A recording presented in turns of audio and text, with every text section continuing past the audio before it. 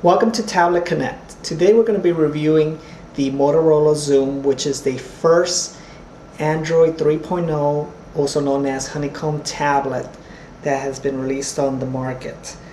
The Android 3.0 honeycomb is the first device that has been designed for a tablet device rather than the smartphone. Prior to 3.0, those operating systems are specifically designed for smartphone. So before we get into the software, I'm just going to go over the exterior measurements, and of course, because everyone's trying to compete against the Apple iPad, I'll go over some of the differences in the dimensions of the tablet. This is a 10.1 inch screen tablet here. It's a resolution of 1280 by 800, which works out to about a 16:10 aspect ratio. It can play up to 720p high definition video. The pixel per inch is about 150. Now compare that to the Apple iPad 2, which has a screen resolution of 1024 by 786, or about 132 pixel per inch. So this tablet is actually a little sharper when it comes to the resolution. Okay, it's about 9.8 inches in length, which is actually a little longer than the iPad 2, which measures at a 9.5 inch. The width is 6.6 inches, which actually is a little shorter than the Apple iPad 2, which measures at 7.3. But of course, the thickness, which I'm not sure how well you can see it here, is about half an inch.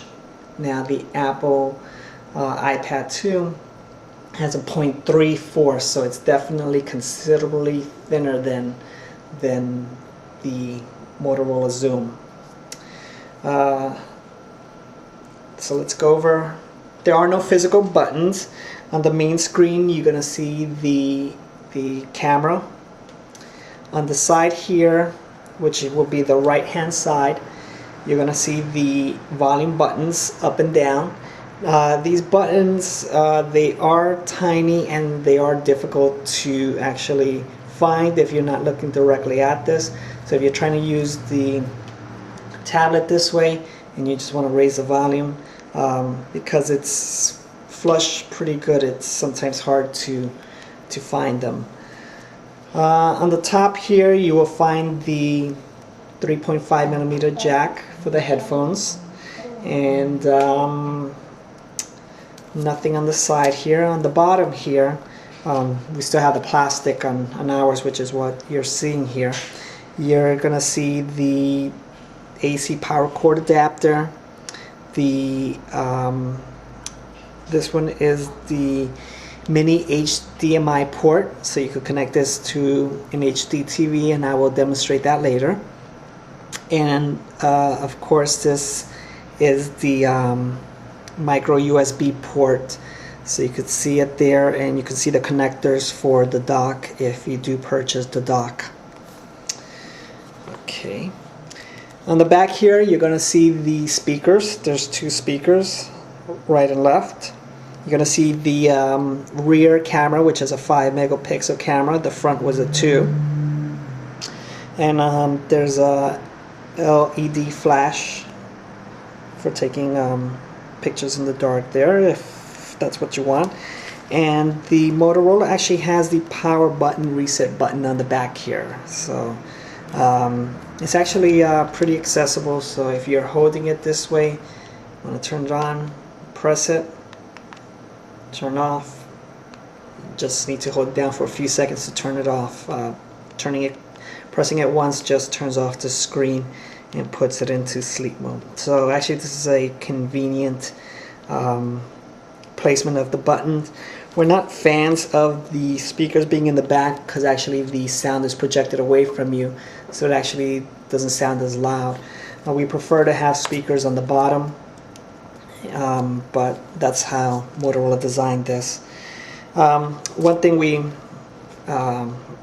wanted to mention was this port here. Unfortunately, it's not a usable port, but you can add a micro SD card here because Motorola was rushing this device. It is not a usable port, but it should be usable once they put the firmware update that activates this. In addition, here is where Motorola will update to have the 4G capabilities for those that want that option.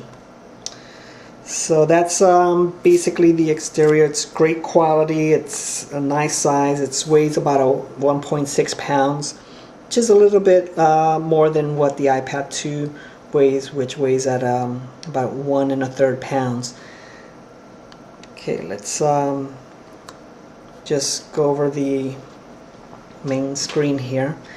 I'll go into detail on the screen itself, but I just wanted to show this to you now. And actually I'm going to demo the HDMI port because you can connect this to an HD TV and you can watch videos, pictures, and actually you can play the games. It has a mirror mode, so whatever you see on the tablet you will see on the HD TV. The viewing angles are excellent, and this is probably not too great when you're trying to see it in a video, but when you're watching this live in any angle, you can see the screen well. The colors do not flush out, so this is definitely a big plus. A lot of tablets have a problem with the viewing angle, but we never really found that to be a major problem because the majority of the time you are using the tablet like this, having it in front of you, so you don't need to worry too much about viewing angles unless you're sharing this with other individuals and watching a movie and so forth. So let's get to the HDMI port. Okay, now I've connected the Motorola Xoom to the HD excuse me, HD TV. We have a HDMI cable that has already been connected, so I'm just going to turn this on here, and there is the mirror mode. As you can see, it doesn't capture the exact screen. As you can see, it gets cut off here with the Google, with the apps. You can't see the the plus sign up here, and you can't see the menu buttons, the notification bar down at the bottom, but everything else you can see here. So whatever you do on the tablet, you can do right here on you can see on the screen. So this is great, not only for seeing videos but also for playing games. Let's just do this here and see. This game uses the accelerometer, so you can actually use a tablet almost as a controller. So play, and basically you'll be driving here. As you can see, the response is pretty good.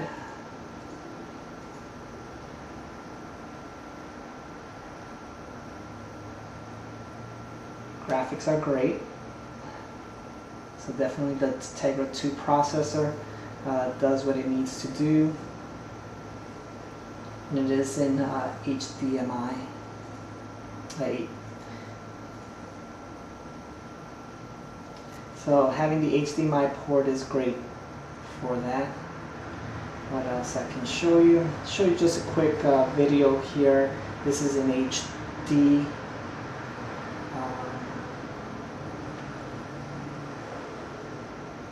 You can see there is a little, I don't know if you can notice it on the video here, but there is a little stuttering that does. So it's not the smoothest, but it seems like it still has a little problem processing the data, because it should be nice and smooth, but probably right there, I don't know if you saw that, it's kind of stutters there.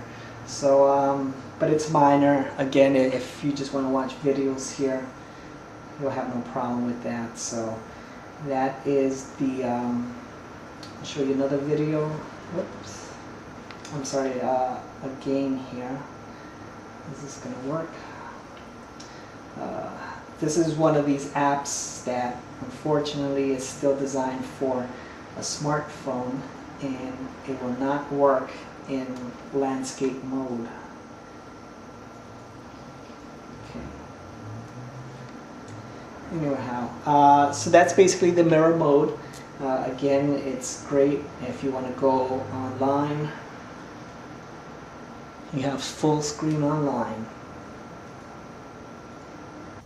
Okay, now we're going to look at the actual UI Honeycomb Android 3.0. This is the lock screen, and I'm not going to go into every detail on what Honeycomb entails. I'll touch upon some of the most important changes regarding the new Android that's specifically designed for tablets. But this is the home screen.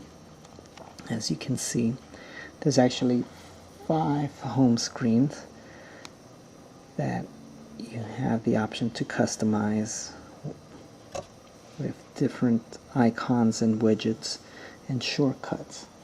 I'm going to touch upon some of the widgets here, and these are again a big improvement because they are more specific to a tablet. And this is the Google Books, which you can see these are just sample books that was included here, and basically just flip these down, and then when you want to see the actual book, you'll get it there.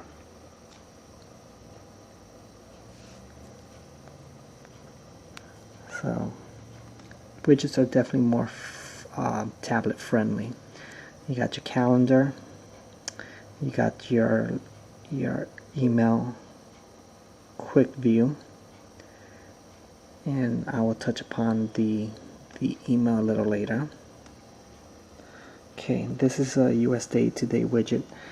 This is specifically the app is specifically for a tablet. Gives you a scroll, so if you want to see something, click on the news article and it'll pop up with the article.